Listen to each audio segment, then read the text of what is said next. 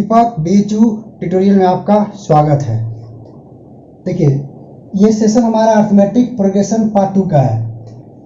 पिछले सेशन में मैंने आपको बताया था कि अर्थमेटिक प्रोग्रेशन क्या होते हैं। उसमें मैंने आपको जनरल टर्म बताया था। अब देखिए, मैंने बताया था कि यदि A1, A2, A3, A4 up to An तक यदि ये P है तो इसका जनरल टर्म होता है An equal to A plus n-1 into D. इसमें n होता है nth टर्म, जो से टर्म निकाला होता है। ये होता है फर्स्ट टर्म, n होता है नंबर ऑफ टर्म्स और d होता है कॉमन डिफरेंसेस। दोस्तों, क्वेश्चन ऐसे होते हैं कि इसमें से तीन टर्म्स दिए होते हैं। कोई भी तीन टर्म्स दिए रहेंगे और एक पूछ देगा कि बताइए इसका मान क्या होगा। चलिए एक क्वेश्चन लेते हैं। अब कहाँ खो जाता है। दोस्तों, आपके सामने क्वेश्चन है। एपी दिया हुआ एपी 1, 4, 7, 10 ये पी है। पूछा रहा कि find the 10 terms and 4th term. चलिए, मैंने बताया था कि जनरल टर्म होता है, जनरल टर्म वो होता है a plus n-1 into D equal to an। ठीक है दोस्तों, इसमें देखिए a गिवन है, इसको a बोलते हैं। ये हो गया 1, d देखिए, डिफरेंस देखिए, इसका डिफरेंस है 3 का। सो कॉमन डिफरेंस हो गया 3। और पूछ रहा n दिया हुआ है 10, पूछ रहा है कि A10 क्या होगा। A10 का मतलब होता है दोस्तों 10th टर्म, 10वां टर्म। फॉर्मूला में लिखेंगे A plus n-1 into D. ये देखिए, A का वैल्यू है 1, n है 10-1 बाई डी का मान दिया हुआ 3। सो क्या कर दिए 3। 1 plus 9 to 3, 1 plus 27 equal to 28। ये हो गया 28। अब देखिए, पूछ रहा है फोर्थ टर्म अर्थात A4 पूछ रहा है। A4 फॉर्मूला वही होगा A plus n-1 into D. A plus n-1 into D. A का मान है 1, n है 4 माइनस 1 और डी है 3। सो हो गया 1, 3 टू 3, 1, 9, 10। ये देखिए 1, 2, 3, 4 फोर्थ टर्म है इसका 10। दोस्तों, मुझे उम्मीद है कि ये प्रश्न आपको समझ में आए होंगे।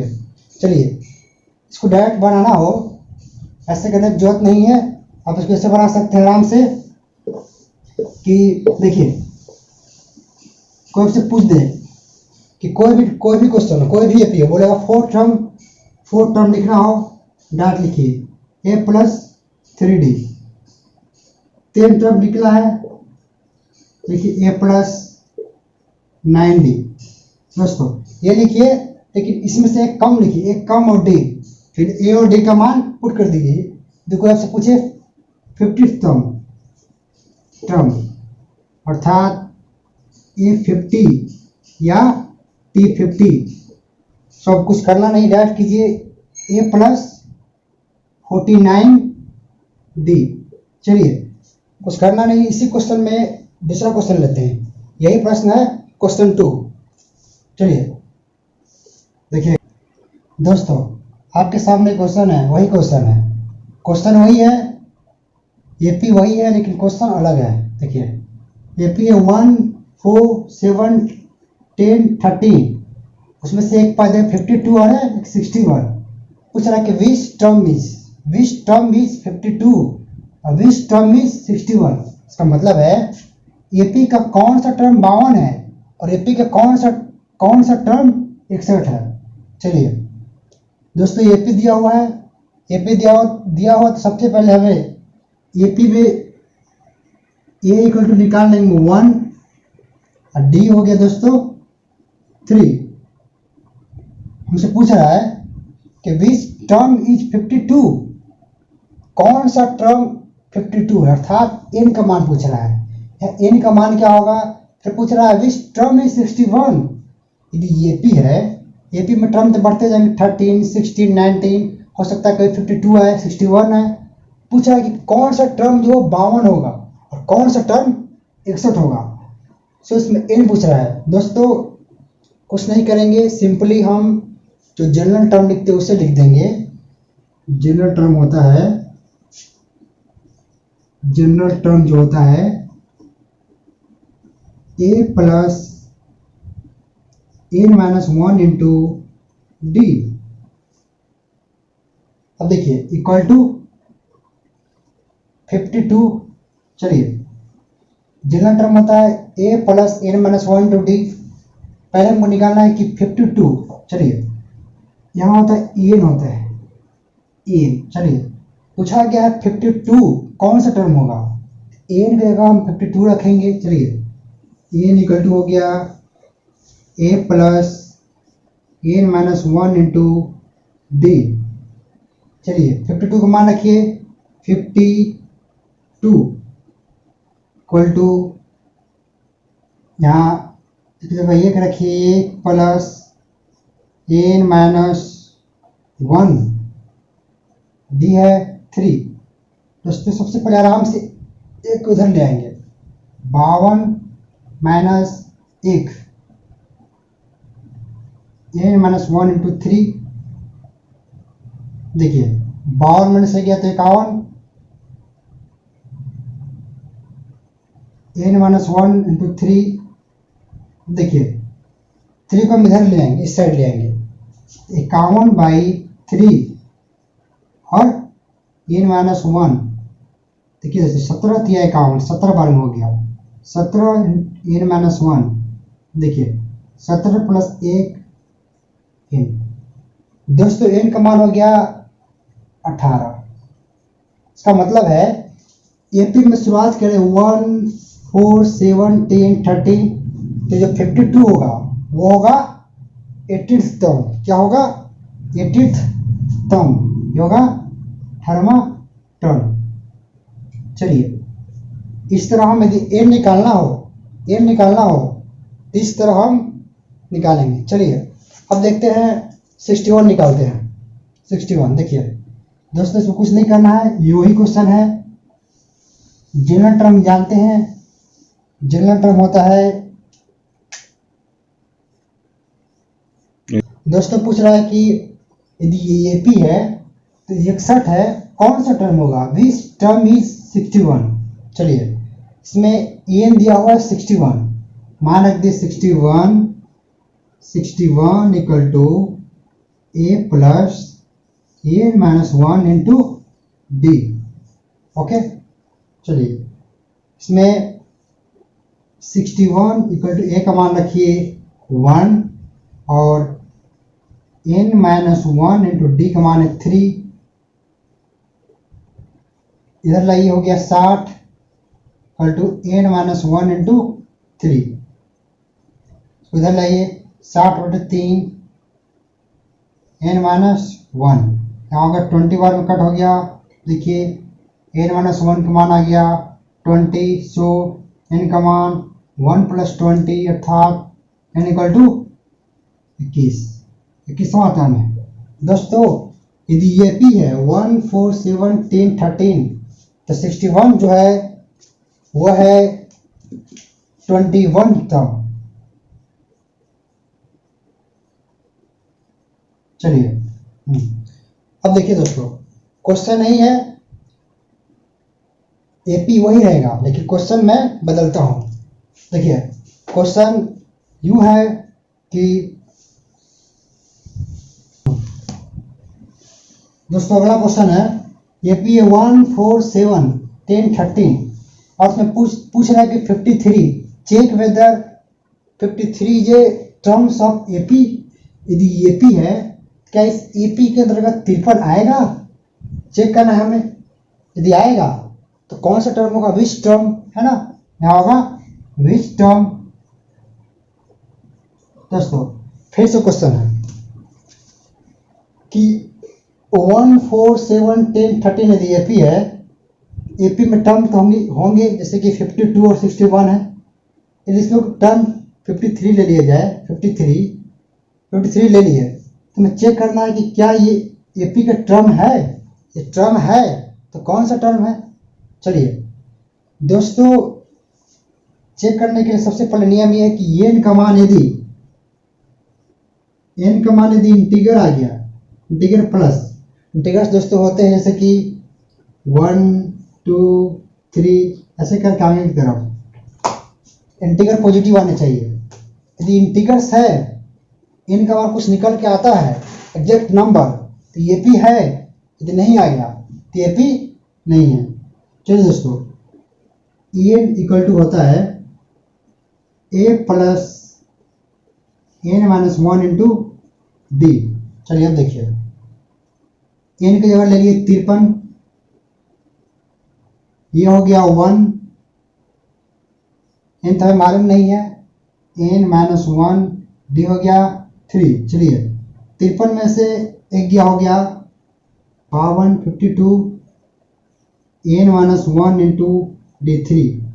अब देखिए n माइनस 1 इक्वल टू हो गया 52/3। दोस्तों 52/3 किसी के बारे में नहीं आता। चलिए यदि करें 17 तिया 51 होता है,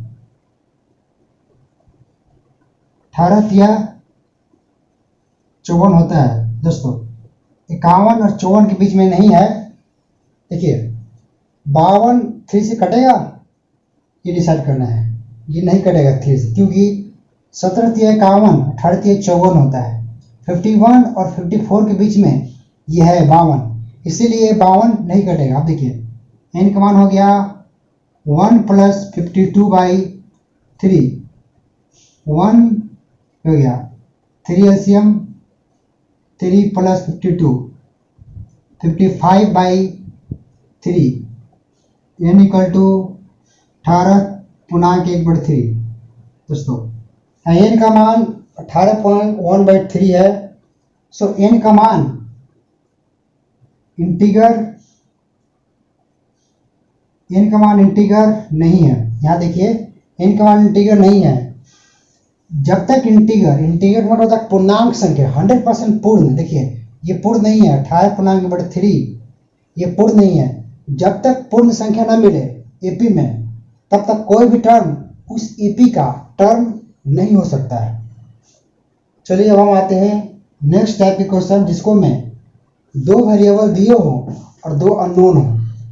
आते हैं एक नए टाइप के क्वेश्चन पे। चलिए हाँ दोस्तों, आपके सामने एक क्वेश्चन है। The 6th and 70th term of AP are 19th and 90 or 41 respectively. Find the first term, second common difference, तीसरा find the AP and find the 40th term। 40वां टर्म क्या हुआ। दोस्तों ये क्वेश्चन थोड़ा सा अलग है, इसमें 2 नोन है और 2 अननोन है। चलिए कोई भी एपी होता है, एपी में होता है A2, A1, A2, A3 up to AN तक। चलिए दोस्तों, इसमें दिया क्या है 6 टर्म। 6 टर्म का मतलब होता है, 6 टर्म का मतलब होता है, लिख लेंगे आराम से, A6 इक्वल टू दिया हुआ है 90, अब दिया है 70 टर्म्स, दिया हुआ है 70 टर्म था 17वां पद।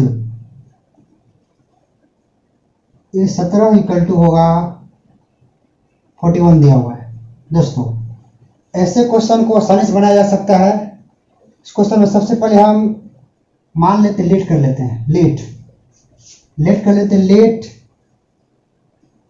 First term is A and common difference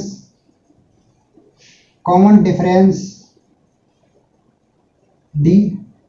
दोस्तों मान लिए फर्स्ट टर्म में कॉमन डिफरेंस D, दिया हुआ 6 टर्म, 6 टाइम एक्स, इसको लिखा जाता है ए प्लस 5d इक्वल टू 19। अब देखिए दिया हुआ 17वां टर्म 17 ए प्लस, देखिए दोस्तों ए 17 लिखना है, ए 17 इसे एक कम लिखेंगे 16d इक्वल टू 41। इसको मान सकते हैं इक्वेशन 1, इसको मान सकते हैं इक्वेशन 2। यदि इक्वेशन देखिए इक्वेशन हो गया a प्लस 5d, एक्स इसको लिखा जा सकता है a plus 5d equal to 19 यहाँ दिया हुआ है, और a 70 को लिखा जा सकता है a plus 16d equal to 41 यहाँ दिया हुआ है। इसको हल कर देना है, कुछ करना नहीं है। अब देखिए इक्वेशन 2 में से इक्वेशन 1 घटा देते हैं, यहाँ घटा दिए इक्वेशन 2 माइनस इक्वेशन 1। अब घटाने के लिए सबसे पहले हम इक्वेशन 2 पर लिखेंगे a plus 16d equal to 41, a plus 5d equal to 90। चलिए ये घटाते हैं, यहाँ minus minus minus, a cancel out, 16 में से 5 गया तो क्या होगा 11d, 11d हो गया। देखिए 1 माइनस 9 गया 2, 3 माइनस 1 गया 2, 22 d इक्वल टू हो गया 22/11 2। दोस्तों इस क्वेश्चन का d निकल गया, d हो गया 2, d 2 हो गया, तो d के हेल्प से हम a निकाल सकते हैं, a काउंट कर सकते हैं। दोनों इक्वेशन 1 इक्वेशन 2 दोनों में से किसी एक में a का मान रख देंगे। चलिए अब यह है, यह देखते हैं। चलिए यह देखिए, यदि d आ गया 2, d हो गया 2, हमको निकालना है a। देखिए a प्लस 5d का मान दिया हुआ है 90। सो देखिए a इक्वल टू 5 गुने 2 into 90, a plus 10 equal to 19। So a equal to हो गया 90 माइनस 10 इक्वल टू हो गया 9। देखिए दोस्तों ये हो गया 9, इस AP का फर्स्ट टर्म पूछ रहा था, फर्स्ट टर्म था a, इसका हो गया मान 9, और कॉमन डिफरेंस पूछ रहा था, इसका मान हो गया 2। अब देखिए हम AP निकालनी है, AP निकालने तो कुछ करना नहीं है। अब देखिए इसको मिटाते हैं, इसको आप स्क्रीन को रोक कर स्क्रीन को पॉज करके इसको आप लिख सकते हैं। चलिए अब आते हैं AP कैसे काउंट करेंगे, कैसे निकालेंगे। चलिए अब देखिए दोस्तों, ये हमें मालूम है 9, D हमें मालूम है T 2, हमें AP निकालना है। ये भी क्या होता है